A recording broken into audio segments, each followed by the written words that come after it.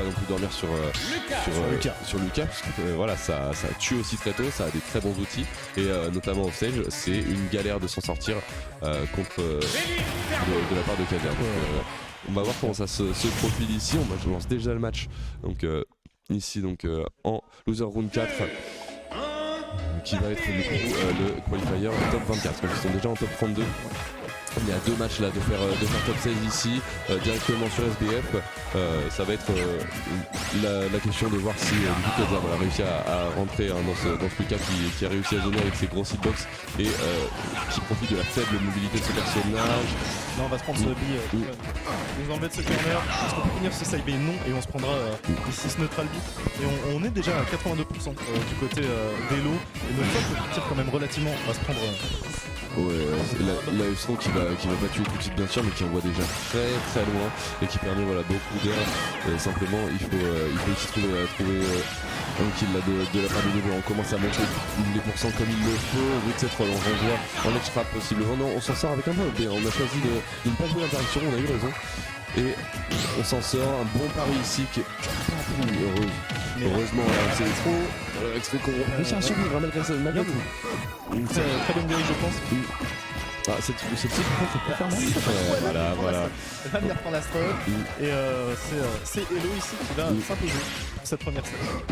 Complètement, on trouve la première stock ici sur une finish, mais là je pense que c'est terminé. Voilà, ça explose malheureusement, ça commence avec des pourcents énormes. Et Lucas c'est quand même mine de rien assez léger. On a une petite avance de 30%, mais c'est un contre Farfou, malheureusement c'est pas de l'avance. C'est pas de l'avance, c'est un coup. Là on a un revenge. Voilà, je viens de lui dire c'est un coup. Donc voilà, Kader qui s'en sort très bien dans ce genre de phase pour trouver des énormes pourcents down smash ici sur cette non-tech qui vient envoyer en trap et en joueur. On a réussi à trouver un B, pas forcément ce qu'on voulait, on a réussi à servir de la mort pour remonter et on se retourne de toute façon en ledge trap d'un côté ou de l'autre. Très bien vu ça avec ce down smash qui frame en effet. Et on a maintenant une avance quand même considérable parce qu'on a que 50% sur le deuxième socle. Alors ici peut-être qu'on peut accuser ce retard et le combler.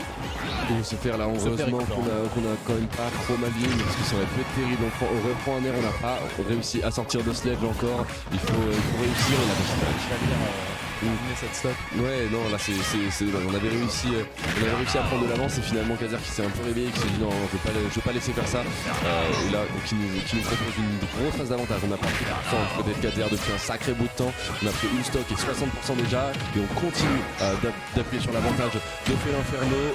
Heureusement ce flash qui n'a pas donné, que ça aurait pu être la fin de la partie. Ça aurait pu être terminé. Mais là on va trouver cette down throw et on a un Lucas qui a 89%. Et contre l'enfer inferno, il y a beaucoup de choses. C'était très ça aurait pu faire très peur. Ouais, on se prend le hugby et on est dans une situation de trap. On s'appelle qu'il va pas encore tuer 130%. Par contre on a vraiment beaucoup de moyens de tuer du côté de Inferno ici. On essaie d'un peu des petits baits du côté de Lucas qui va prendre ce nerf et qui va pas encore mourir. Mais là c'est très très chaud, on n'a pas envie de s'en prendre un de plus. 140%, réussi à récupérer le center, c'était bien sur le nerf. Et ce sera fini avec ce neutral B qui va venir prendre la stock de Lucas. Et donc Kazer qui s'impose victorieux pour cette première game. Comme on l'avait annoncé ce match là, c'est pas tant donné que ça. Non, c'est difficile, on meurt très tôt, c'est toujours la même chose en fait. Quand on a du mal contre un match-up, des fois on a du mal sur un certain match-up, c'est juste difficile de jouer contre, même si on a le match-up théorique entre guillemets, et des fois c'est aussi une histoire de confort quoi. C'est aussi une histoire de savoir quoi faire et de trouver les réponses. Et là pour le coup, c'est Kader qui les a trouvés. On a vu cette grosse phase sur cette deuxième toque, on a réussi à prendre 0 to death il me semble, puis à trouver énormément de pourcents et on s'est fait très peu toucher au final. Donc très bien senti.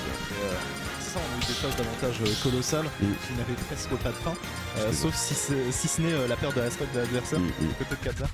Il y a eu une très bonne gestion aussi des projectiles qui pouvaient être envoyés par Elo. Ok, c'est. Je crois que j'ai vu SBF passer. Oui, complètement. On retourne sur SBF. Je suis informé, excusez-moi, qu'il y a encore un problème de micro. Si vous pouvez nous dire ce qui se passe dans le chat, j'en serais content. Donc, en attendant, on va repartir sur cette game 2, hein, donc encore sur. Donc là on va essayer de trouver un contrat assez facile, mais on va se prendre ici cette non-scope into le fer down tilt fer qui va nous faire monter déjà à 58% ici, et on est dans une phase de corner qui peut être assez désagréable.